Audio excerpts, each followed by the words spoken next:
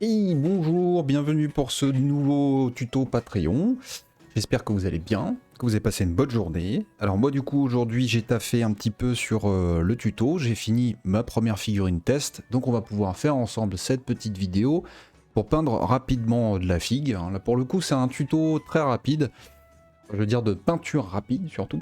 En gros l'idée c'est que moi j'ai une team de 11 mecs comme ça à faire. J'aime beaucoup les figurines et tout, mais j'ai pas envie d'y passer des semaines et des semaines, faut que ça aille vite. Du coup j'essaie d'utiliser des techniques rapides et pas compliquées. Donc ça va être un tuto un peu plus basique qui va nécessiter d'utiliser du brossage à sec, éventuellement sous-couche en bombe ou aérographe, quoi d'autre, de la contraste, des choses très simples comme ça. Et du coup c'est un tuto un peu moins compliqué que d'habitude, qui va s'adresser un peu plus aux débutants.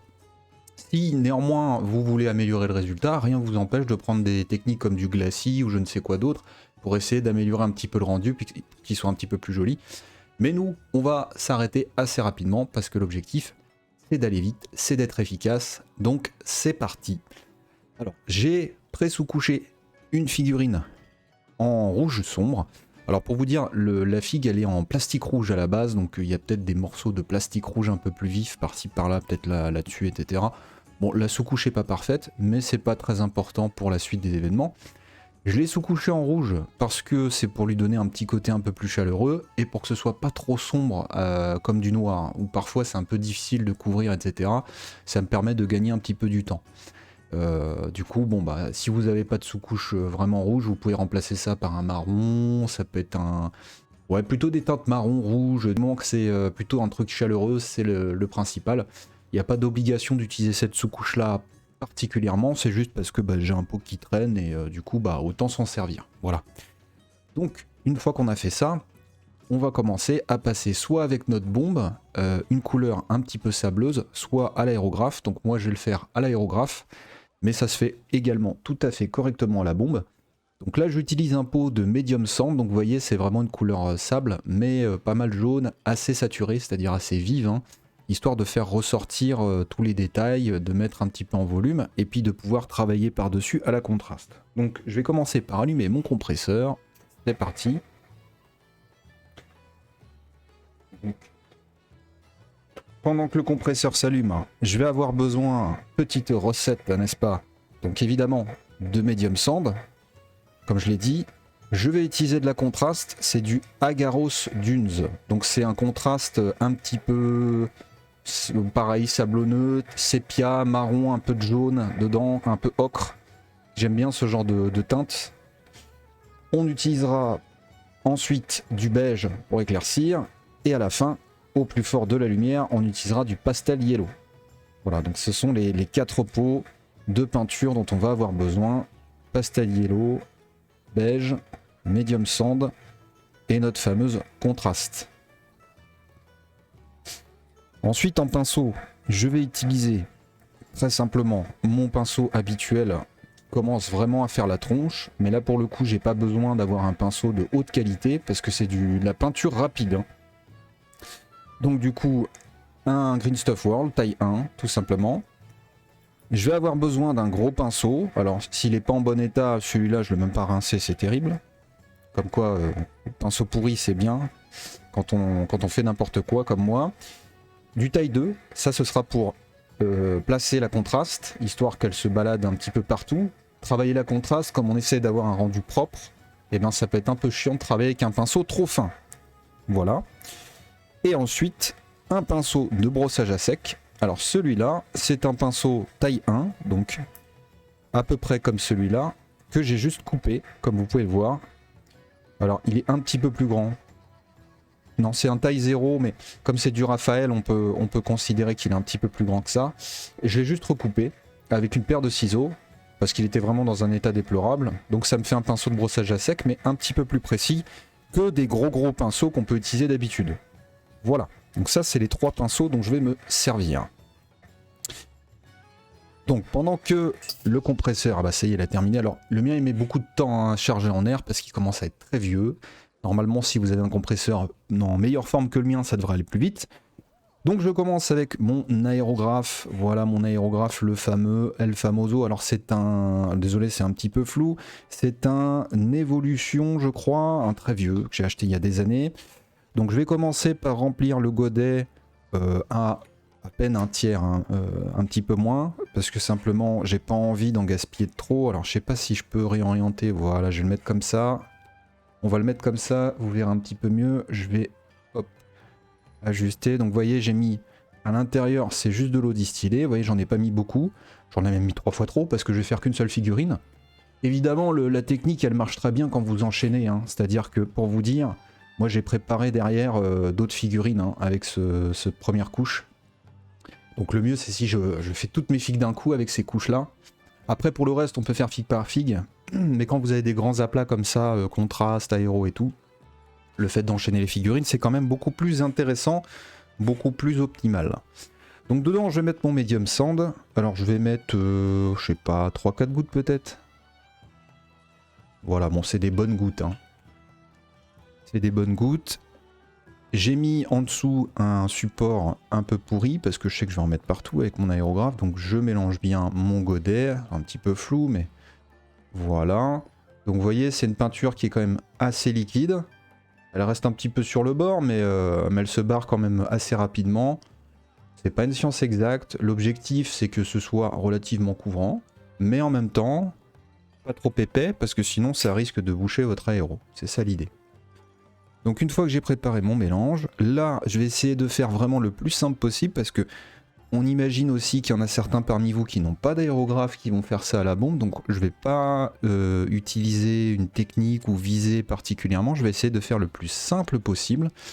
Donc j'ai ma figurine que je tiens, je teste un petit peu mon aérographe, vous voyez derrière là, pour voir si ça sort bien. Alors ça crachote un petit peu parce que en plus il est pas très bien nettoyé, donc c'est un peu terrible, mais c'est pas plus mal parce que comme ça, si jamais vous utilisez la bombe, vu que ça crachote pas mal, et ben on sera à peu près sur le même pied d'égalité. Si jamais ça crachote comme ça, c'est que votre aéro, généralement il est très encrassé, donc bah il faut lui faire un grand bain de nettoyage. Ce que je devrais faire déjà depuis des semaines, mais je suis un peu fainéant là-dessus. Donc let's go, par le dessus, je mets des gros coups de pchit. J'essaye pas spécialement de viser une zone en particulier, ça m'intéresse pas, j'imagine que je suis à la bombe de sous-couche, que j'ai plein de figurines à faire. En plus, imaginez si vous avez une armée par exemple de Stormcast à faire, vous n'allez pas commencer à essayer de négocier les virages avec votre bombe de sous-couche sur votre aéro, ça va être beaucoup trop long.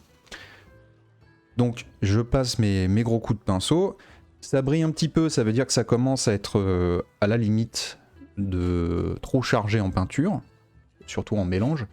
Donc quand ça commence à briller comme ça, je m'arrête, soit je sèche à l'aéro, soit je sors le sèche-cheveux. C'est difficile, hein. Faudrait que je m'entraîne avec la phrase de l'archiduchesse là, mais c'est très dur. Histoire que ça se barre pas en couille partout, donc je vais essayer, je vais baisser un petit peu le micro parce que je vois que je suis dans le rouge. Donc une fois que je vois que c'est un petit peu humide, j'arrête, j'attends, je sèche et je repasse un coup. Alors en plus, encore une fois, on imagine que vous avez plein de figurines à faire, donc vous faites un passage rapidou sur la première, vous passez tout de suite à la deuxième, vous enchaînez, etc. Le temps que vous soyez à la dernière, évidemment, la première est sec. Alors elle est vraiment dans un état déplorable, mon aéro, c'est terrible. Donc, on va essayer de le déboucher un petit peu. Voilà. On est carrément mieux. Hop. Donc je continue. Ce qui est important, c'est que cette couche-là soit vraiment opaque. C'est-à-dire qu'on voit vraiment bien le medium sand. Alors attention surtout là à l'aérographe, parfois on a l'impression d'avoir une couche bien opaque, et puis une fois que ça sèche, ça l'est plus. Par contre, vous voyez, alors je suis sur un angle à peu près de 45 degrés, c'est-à-dire vous voyez je travaille à peu près comme ça. Histoire d'avoir un genre de zénithal, mais très large, hein, parce que de toute façon on va revenir placer des ombres à la contraste. Néanmoins je couvre pas tout non plus. Et si je retourne ma figurine, elle est toute rouge en dessous. Donc je modifie un petit peu parfois mon angle, notamment il y a les plaques d'armure devant là. Donc vous voyez, j'ai un petit peu orienté la figurine, c'est histoire d'aller chercher ces plaques là. Hein. Sinon, elles vont rester toutes sombres. Et du coup, bah, quand on sera de face à la figurine, ça va pas être très joli. Voilà, j'insiste un petit peu sur le casque. Je crois qu'il a des genouillères, donc c'est pareil, je vais tricher un petit peu. Je vais un petit peu chercher, vous voyez, le bas des genouillères. histoire que ce soit un minimum touché par la peinture. On pourrait presque faire une couche complète hein, avec notre médium sand, hein, c'est pas le souci. Moi je le fais à l'aéro ou à la bombe de sous-couche, encore une fois, c'est pour gagner du temps. Parce que faire ça au pinceau, ça demande du temps. Voilà, j'insiste encore un petit peu. Voilà, même si j'ai couvert les autres zones, parce que là je dépasse allègrement sur tout, c'est pas grave. Alors il y a des espèces de plaques d'armure sur les pieds là, sur les petons. Je sais pas si c'est des plaques d'armure, mais c'est comme ça que je les ai fait. Si je vous montre cette figue, vous voyez, au niveau de ses pieds là, il a deux espèces de plaques. Bon bah je les ai faites aussi en espèce de métal doré. Voilà. Après c'est votre choix perso, hein. Vous faites comme vous voulez. Voilà, encore une petite couche, et on va pouvoir s'arrêter là. Donc une fois que j'ai fait cette couche là, sur mes figurines, je peux ranger ma bombe de sous-couche ou mon aérographe, j'en ai terminé, on n'a plus besoin de quoi que ce soit. Donc là pour le coup quand je vous dis que vous pouvez le faire à la bombe, il n'y a pas de problème, hein. Vraiment vous n'aurez aucune difficulté particulière. Éventuellement vous pouvez avoir un peu de grain, parce que bah, la bombe c'est pas aussi précis.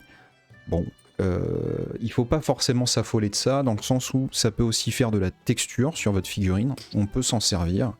Pour vous dire, si on regarde les couches supérieures de ma figurine, il y a de la texture, il y a des coups de pinceau, il y a des traces de partout, hein.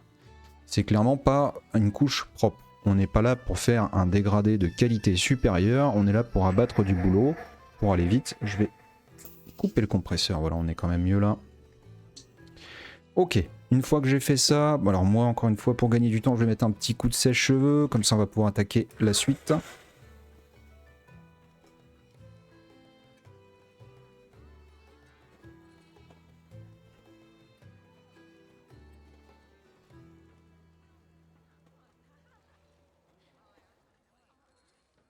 Ok, on est pas trop mal.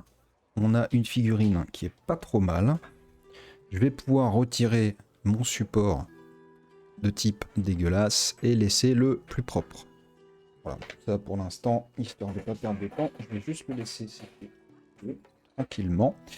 Donc, c'est le moment de sortir. Alors, il ne faut pas que je mette le micro dans le cadre, quand même, ça sera un peu triste. C'est le moment de sortir notre fameuse peinture contraste. Vous l'attendiez, vous l'avez, elle est là, la contraste Agaros Dunes. Alors techniquement, c'est pas obligatoire que ce soit de la contraste, vous avez d'autres marques évidemment alternatives, comme par exemple la Green Stuff Intensity Ink. Donc là vous avez un Sepia Vestus qui ressemble un petit peu au délire. Mais vous avez, je crois, Scale 75 qui a sorti une marque un peu similaire. Et puis vous avez peut-être aussi...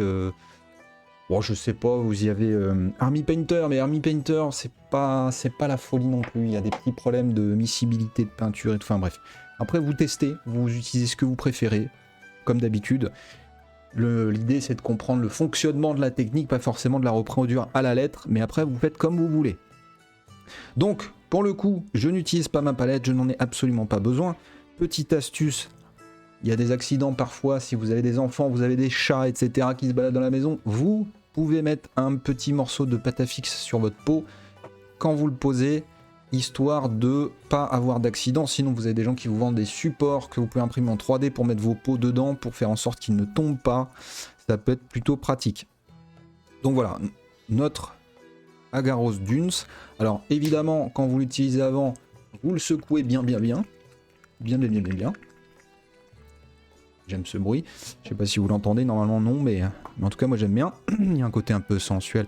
Donc je prends un petit peu beaucoup de contraste parce que là l'objectif les amis ça va être de marquer. Donc quand c'est comme ça, je vais commencer par le dos, c'est le plus simple.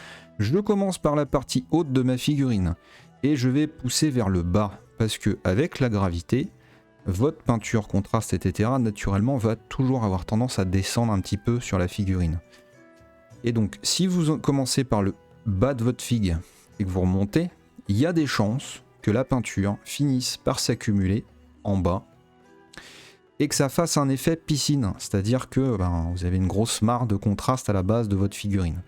Ça n'est évidemment pas le but, n'est-ce pas? Ça n'est pas l'objectif. Donc, on commence par le haut et à mesure que ça avance, on descend. N'hésitez pas à en mettre une bonne tartine. Alors, dans l'idéal, même si vous dépassez, si le haut de la figue est un peu trop chargé en contraste, etc., ça n'est pas un problème parce qu'on va revenir avec du brossage à sec par-dessus. Alors lui, il a des gants, tiens. C'est des gants en cuir. Donc en fait, je suis en train de mettre de la contraste sur ces gants, mais en vrai, c'est pas nécessaire. Alors il nous faut une bonne tartine, la raison est que on veut du contraste, et pour avoir du contraste, il faut de la lumière, mais il faut aussi des ombres. Donc je vais quand même y aller assez bourrinement. Voilà. Et même si je couvre beaucoup les angles de surface, etc., les plaques de surface, pardon, eh ben, ça n'est pas un problème parce que de toute façon on va revenir par-dessus notre contraste, on va pas la laisser toute neuve. Donc let's go. Au pire des cas, quand j'en ai trop, eh ben, j'en reprends avec mon pinceau, puis je vais en mettre ailleurs. Vous voyez, par exemple, là, je vais en étaler sur ma plaque ici, je vais en étaler sur ma plaque en bas. Je repousse un peu ma... Vous voyez, je fais le mouvement toujours du haut vers le bas, histoire que ça descende. Et parce qu'on a choisi de faire une lumière zénitale, donc c'est logique d'avoir les ongles plutôt vers le bas. Alors ça va pas non plus être significatif, hein, mais ça va donner un petit... Ça va appuyer un petit peu l'idée du zénital légèrement, donc... Quitte à l'appliquer, autant le faire comme ça. Ok, là j'ai pas oublié, là je suppose qu'il a dans le dos aussi du tissu, ok on s'en fout. Je vais en refoutre un petit peu sur son casque, un peu à la Sbeul, parce que je veux vraiment pour le coup qu'il y ait des ombres très très fortes. Plus il y a des ombres fortes, plus votre notion, votre sensation pardon, de métal va être satisfaisante. Il faut vraiment du contraste. Donc je veux marquer. Alors on va pas non plus faire un jacuzzi, on n'est pas dans la catégorie hot tub sur Twitch, mais dans l'idée je veux quand même qu'il y ait du qu'il y ait des trucs, hein, qu'il y ait du contraste, que ce soit marqué. Il y a une petite collerette, elle est dans le doute, je vais lui en foutre. Je sais pas si c'est du tissu ou quoi, je verrai ça plus tard, je réfléchis pas trop. Encore une fois, réfléchissez pas trop, hein, vous faites plein de figurines, on n'a pas le temps, j'ai je sais pas moi 230 Stormcast à peindre. Bon j'exagère peut-être un petit peu mais vous voyez l'idée. Donc là c'est bon, on a fait notre premier. Alors, dans l'idée, évitez d'utiliser le sèche-cheveux à ce moment-là, parce que vous risquez, avec l'air que vous chassez, de pousser votre contraste. Donc elle peut se barrer en couille, elle peut aller à droite, elle peut aller à gauche. Entre guillemets, vous allez modifier ce que vous avez fait quand vous l'avez posé, ce qui n'est pas génial. Donc dans l'idée, c'est mieux de faire ça quand encore une fois, on a plein de figues, ou alors, je le fais, ensuite... Hop, je la mets à sécher, je la laisse tranquille, et puis moi je vais me faire un goûter, je vais me faire un millefeuille par exemple, parce que c'est le meilleur des gâteaux. Mais vous voyez l'idée. Moi néanmoins, je suis un grand malade, et puis surtout parce qu'on fait un tuto, on va mettre un coup de sèche-cheveux, parce que sinon ça va durer un peu trop longtemps, donc c'est parti. Donc quand je le fais toujours, vous voyez, depuis le dessus vers le bas. Et je bouge quasiment pas mon sèche-cheveux. Je le laisse à une portée assez moyenne, vous voyez, bon, ça reste quand même relativement près, hein, mais d'habitude quand je veux vraiment aller vite, je l'approche assez vite mon sèche-cheveux. Donc voilà, je continue. Faites attention à pas vous cramer les doigts, parce que ça va vite, un sèche-cheveux ça peut être assez balèze, hein, vraiment. Donc j'attends, voilà, pendant ce temps-là on peut discuter un peu entre nous, nous demander, tiens moi j'ai été voir Avatar 2 hier soir au cinéma en 3D, dans un fauteuil en cuir, la totale, c'était un spectacle de fou vraiment. On vit dans une époque incroyable, hein, parce que voir des trucs comme ça c'est pas anodin. Je me disais ça, dans mon petit canapé, genre dis donc, on voit vraiment des trucs de fou maintenant. Voilà, le temps qu'on parle d'Avatar c'est sec, on va pouvoir passer à la suite, donc vous voyez pour l'instant... C'est franchement pas très beau, il y a des espèces de taches sur notre figue et tout, on s'en fout, c'est pas grave, c'est pas important. Et donc c'est à ce moment-là que nous allons pouvoir déjà scinder ce tuto en deux. Si vous voulez que ce soit plus joli que ça, il va falloir passer une deuxième couche de contraste, pour de peinture contraste, pardon, pour ajouter plus d'ombre, pour que ce soit un peu plus violent, parce que vous voyez il y a certains endroits où c'est bien marqué, là où ça brille, donc c'est très bien. Il y en a d'autres où c'est pas le cas, par exemple dans le bas du dos, etc. Donc si vous voulez que ce soit plus joli, pareil, hein, à ce niveau-là, vous avez une grosse trace marron, c'est super, j'en veux plein, mais j'en ai pas partout, donc il faudrait que j'en rajoute. Mais nous, on n'a pas le temps, on veut aller vite, on veut pas non plus y passer 10 ans, hein, on veut que ça aille relativement vite, donc on va tout de suite passer à l'étape supérieure. L'étape d'après, ça va être d'utiliser de nouveau mon medium sand. Donc mon medium sand, j'en mets un petit peu dans ma palette, voilà. Et je vais sortir mon incroyable pinceau customisé de brossage à sec de qualité supérieure. Comme vous pouvez les voir, il a vraiment un look incroyable. Et donc je prends un petit peu de peinture, je vais essuyer ça, alors je vais essuyer ça sur ma main, dans l'idée vraiment, je veux pas mal l'essuyer, donc je vais vraiment insister. Alors le faites pas sur votre main, ça peut irriter un petit peu la main, parce que, pardon, les poils sont un peu vieux, mais voilà, là je suis plutôt pas mal. Et ce qu'on va faire sans perdre de temps, c'est let's go, on va commencer par toutes les zones les plus hautes. Vous pouvez y aller beaucoup plus bourrin que ça si vous en avez envie, si vous n'avez pas le temps. Si vous voulez faire un joli brossage à sec, vous pouvez même y aller encore plus doucement que ça. Donc comme vous voyez, je suis en train de taper uniquement les zones les plus hautes. Je ne touche pas, vraiment j'insiste, je ne touche pas sur les zones les plus basses, je les laisse tranquilles. Elles ont bien travaillé, elles ont fait leur vie, elles sont à la retraite, on les laisse, on va pas les embêter. Évidemment devant, alors toujours du haut vers le bas pour essayer de taper les zones les plus hautes et les arêtes les plus hautes. Je laisse les zones les plus basses tranquilles. Dès que je vois que ça a du mal à marquer, je continue, je reprends de la peinture, j'essuie mon pinceau. Vous pouvez le faire dans tout ce que vous voulez, un torchon, un morceau de sopalin, tout ce que vous voulez. J'ai jamais essayé dans du papier cul, par contre peut-être que ça pète pas mal, j'en sais rien. Donc là je commence à y aller un peu plus fort quand même, hein. Ça commence à marquer pas mal. Voilà, on n'oublie pas la tête du corbeau. Les petites plaques ici, donc c'est parti, je me concentre sur le haut. Je répète le geste mais je laisse bien le bas tranquille, le plus possible. Alors évidemment, comme c'est du brossage à sec, c'est pas non plus une précision de tous les diables, on va pas se mentir. Mais l'intention elle est là, c'est le plus important. Voilà, je repasse une couche derrière ici. Sur les épaulettes également, j'insiste encore.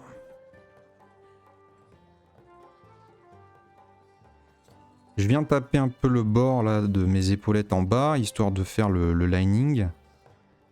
Voilà un petit peu ici en bas, comme ça. Je n'oublie pas, j'ai des petites genouillères et j'ai des petites plaques. Je refais mon pinceau parce qu'il commence à être fatigué. L'avantage quand vous préparez votre pinceau de brossage sur un sopalin, c'est que sur le sopalin, des fois, il y a des petits motifs en relief. Donc vous pouvez directement voir comment ça fait avec votre pinceau en brossage à sec, grâce à ces petits reliefs. Donc ça peut être un petit avantage. Parce que beaucoup de ces techniques-là, elles se font un peu au sens d'accord, au feeling, à l'observation, au sensoriel, voilà, c'est ça que je voulais dire. Donc avoir un petit support comme ça où vous avez des petites cartes plastiques avec des petits reliefs, donc vous pouvez mettre ça à côté histoire de tester votre pinceau de brossage avant de commencer.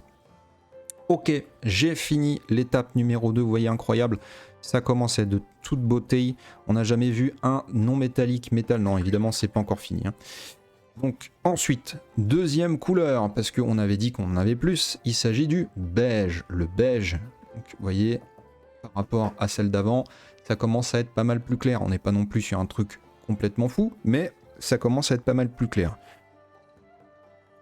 Donc tout pareil, je mets un peu de beige dans ma palette. Je prends mon pinceau de brossage à sec, qui est tout mouillé parce que j'ai essayé de le nettoyer, ce qui n'est pas une super idée parce qu'après il est tout humide, donc il faut le sécher. Ok, il est sec, je prends mon beige. Vous voyez, il fait très très clair, hein, finalement, par rapport à mon truc d'avant. Mais c'est normal, c'est ce qu'on veut. On veut que ce soit beaucoup plus clair parce qu'on veut du contraste. J'essuie. Et là, je refais la même chose. Si possible, j'essaye d'y aller encore plus serré, c'est-à-dire de moins dépasser. Donc pour ce faire, je vais moins appuyer avec mon pinceau. Je vais le laisser un petit peu plus timidement. Vous voyez, j'effleure un peu plus la figurine. Je tape un peu moins dans le fond.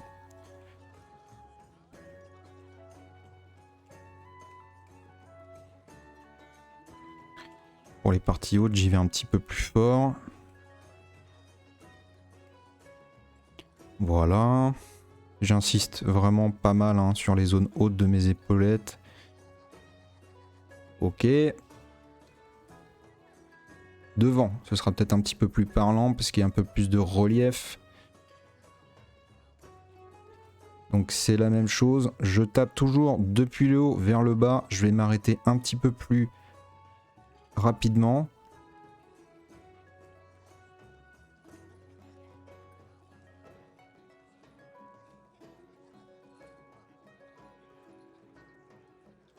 Voilà. J'oublie pas ma fameuse tête d'aigle là. Je vais dire de pingouin, mais je suis pas sûr que ce soit un pingouin impérial.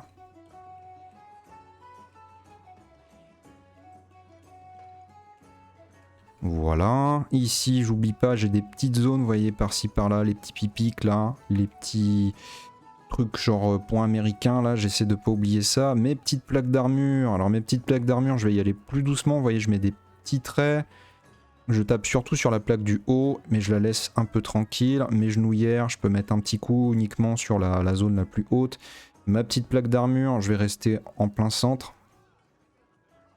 Je vais vérifier derrière, j'ai encore des petites couches à pouvoir mettre. M'étaler un petit peu plus. Donc vous voyez, il y a une partie quand même qui se fait à l'œil. Hein. C'est pas non plus... Il y a une côté appréciation à avoir sur ce que vous faites. Ok, on a fini notre deuxième étape. Troisième étape, c'est là où ça devient le plus compliqué. Parce que là, on entre sur un truc un peu plus fin. Donc dans l'idée, je vais sortir mon pot cette fois-ci de Ice Yellow, de Pastel Yellow, pardon. Mais le Ice Yellow, ça peut aller, c'est juste qu'il est un petit peu plus clair, je crois. Je sais même plus. C'est peut-être celui-là qui est un peu plus clair, peu importe. Ok, j'en ai mis dans ma palette, c'est vraiment très clair. J'ai peut-être baissé un petit peu parce que dans la palette, on voit pas forcément, c'est très très clair. Configurer la vidéo, on va baisser un peu le gain. Voilà, je pense qu'on voit mieux maintenant. Et oui, parce que j'ai maintenant une souris à dispo pour vous montrer tout ça. C'est incroyable, n'est-ce pas, la technologie? Donc, mon fameux Ice Yellow qui est ici, là, dans ce coin-là. Donc, vous voyez, je vous le mets un peu sur le doigt. Vous voyez, c'est quand même encore très, très, très clair. Donc là, il ne faut pas avoir peur. Donc, je vais commencer par faire du lining. Donc, je ne vais pas en faire partout. Je vais le faire sur les zones les plus hautes, les reliefs les plus marqués. Et je vais commencer par ça. Je vais pas toucher aux plaques d'armure, pour l'instant je les laisse tranquilles, elles sont très bien comme elles sont. Je fais que mon lining, je m'arrête à ça. Pardon, je vais plutôt me mettre comme ça, ce sera mieux.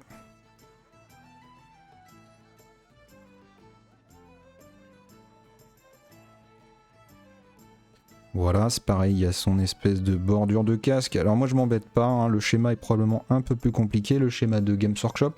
Moi je m'embête pas, vous voyez, je fais des trucs simples, schéma simple. On en avait parlé d'ailleurs en live, c'est qu'à un moment quand vous voulez que ça aille vite, bah, le schéma de couleur, la façon dont vous le choisissez, c'est hyper important également. Hein.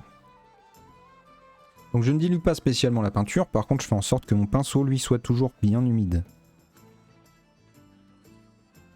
C'est parti pour le lining sur les plumes d'aigle. Vous pouvez prendre un petit peu plus votre temps. Moi je vais assez vite parce que j'ai l'habitude. Hein. Si vous n'avez pas l'habitude, prenez votre temps. Après il y a un piège avec ce genre de travail, c'est vouloir faire trop bien. Et du coup, tout le temps qu'on gagne entre guillemets sur les trucs d'avant, on le perd parce qu'on veut que notre lining soit propre et parfait. Alors que bon, ça reste une figue de jeu. Donc on peut quand même y aller un peu plus tranquillement. Vous voyez, à certains endroits, là, j'ai un tout petit peu dépassé dans des creux. Ça va pas changer ma vie. Hein. C'est pas ça qui va faire que votre figue elle va être incroyable ou pas.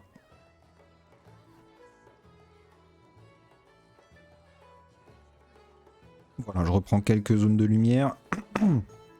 Qu'est-ce qu'il y a? Ces petites zones-là ici que j'ai pas fait. Mes petits piquants là.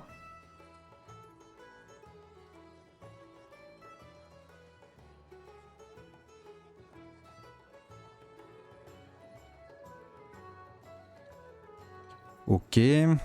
Pareil pour les petites genouillères. Je regarde un truc sur l'ordinateur avant que je continue.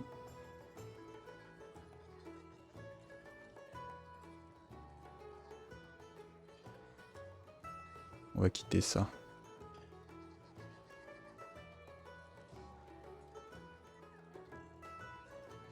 Ok. Là je suis mieux là. J'ai l'impression d'entendre des bruits de tambour, donc je sais pas si ça venait de la musique ou si ça venait d'ailleurs, donc j'ai quitté les autres applis, dans le doute. Peut-être que vous les entendiez pas, vous. Hein. Mais il s'est relancé ce con. Et toi? Hop. Voilà, désolé. Donc je reprends encore du lining.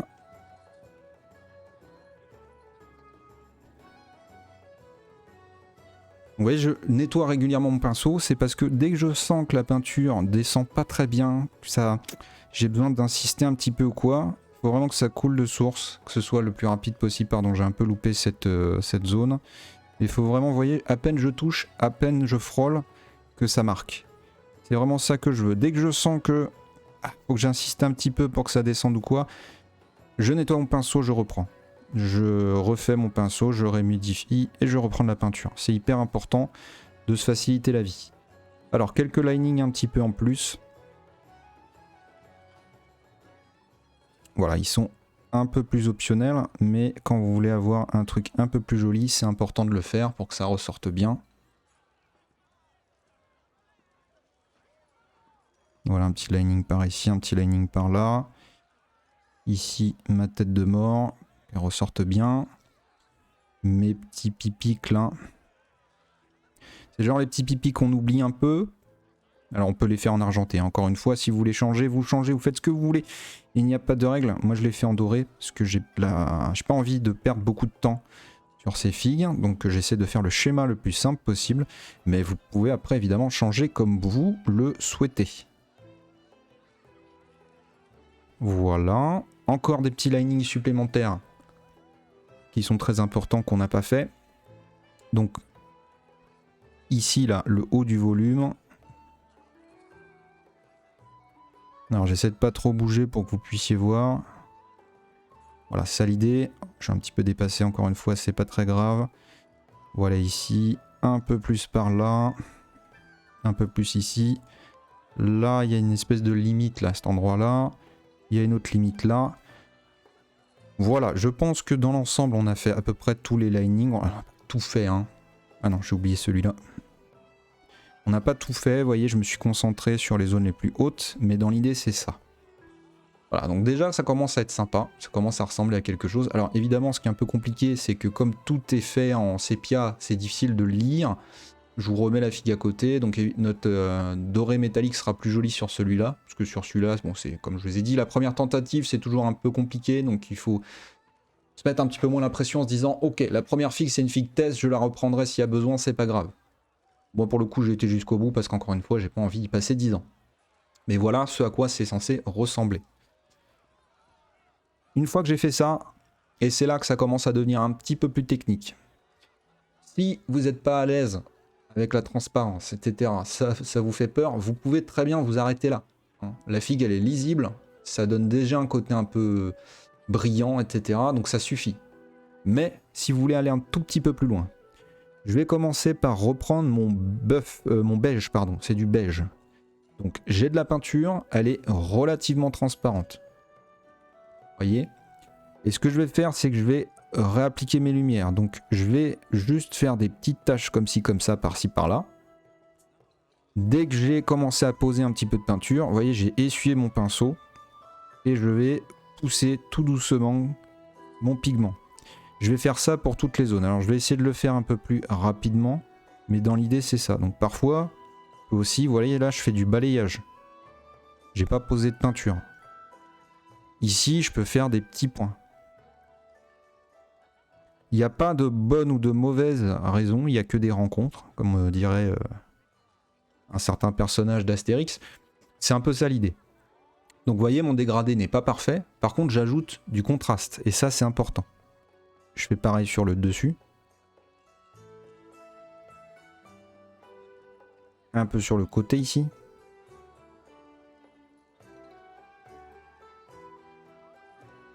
Pour ceux qui ont du mal à faire des dégradés parce que ils ont du mal avec le contraste, les petites figurines comme ça, peinture rapide, c'est vraiment pas mal. Parce que vous enlevez un poids, entre guillemets, une pression qui est de se dire je veux faire une belle figue, etc. Donc vous allez aller à l'essentiel. Donc là, l'essentiel, c'est de rajouter du contraste, ce que je suis en train de faire. Donc j'insiste, je repasse une couche parce que comme vous avez pu le voir sur mon doigt, c'était transparent. Donc dans ce que j'ai posé, je vais repasser un petit coup pour redonner un petit peu plus de peps. Voilà, donc ça, c'est pour l'arrière. Qu'est-ce que j'ai à l'avant? Est-ce que j'ai d'autres endroits? J'ai un petit peu les ailes ici, je peux en rajouter un petit peu en hauteur. Mais les ailes, globalement, ça va, hein. Ce genre de gros relief, brossage à sec, ça fonctionne très bien. Vous voyez, le résultat est déjà plus sympa. Je vais en ajouter un petit peu plus encore là-haut, un petit peu plus. Ma petite plaque d'armure ici, je vais en mettre pas beaucoup, mais un petit peu. Alors là, j'ai l'impression que mon pinceau, ouais, ça commence à sécher, donc vous voyez, je suis obligé d'insister. Alors dès que c'est comme ça, plutôt que d'insister, etc., on fait des conneries. On nettoie son pinceau. Je refais la pointe, hein, c'est pour ça que je le mets dans la bouche, mais vous pouvez refaire la pointe sur un sopalin. J'ai entendu qu'il y en avait certains, ça, ils n'avaient pas envie. Mais bref, je refais mon pinceau et je recommence. Ok, ça c'est assez important d'avoir ce réflexe. C'est difficile quand on est débutant parce qu'on ressent pas forcément ces choses. Mais c'est un réflexe qui doit venir. Vraiment, à chaque fois qu'on sent qu'on est un peu en difficulté, que ça galère un peu, je nettoie mon pinceau, je repars sur de bonnes bases. Je vais reprendre avec mon beige. Vous voyez le lining des zones là les plus basses. Pour qu'elles soient vraiment marquées. Voilà. Et si le besoin s'en fait sentir, je reprends du ice yellow. Parce que j'ai un petit peu mordu parfois à certains endroits. Et si vous voulez, vous pouvez replacer des petites pointes de lumière. Attention, je dis pointe de lumière parce qu'il ne faut pas s'étaler. Sinon, vous allez bouffer tout votre dégradé et bah, vous n'avez plus de dégradé. Ça n'existe plus. Voilà, ici, je peux en remplacer un petit peu. Enfin bref. À partir de ce moment-là, tout ce que vous êtes en train de faire, ce que je fais là également, c'est du bonus. Vous voyez, l'essentiel, il a été fait. On a notre couleur un peu dorée, on a notre côté brillant, on a notre contraste. Alors, on pourra en avoir plus, encore une fois. Comme je l'ai dit au début, vous pouvez passer 2 couches de contraste si vous avez envie pour marquer un peu plus. Mais dans l'ensemble, on a déjà notre contraste très rapidement. Moi, je remets des petits points de lumière à certains endroits pour que ça soit un peu plus flatteur. Voilà. Ici, je vais en repasser un petit coup. Je peux également tapoter, vous voyez, aux endroits vraiment les plus clairs. Donc cette fois-ci, je m'étale encore moins. Vous voyez, je suis resté encore plus timide en taille de zone de travail. Je reprends ce lining là. Je reprends celui-là.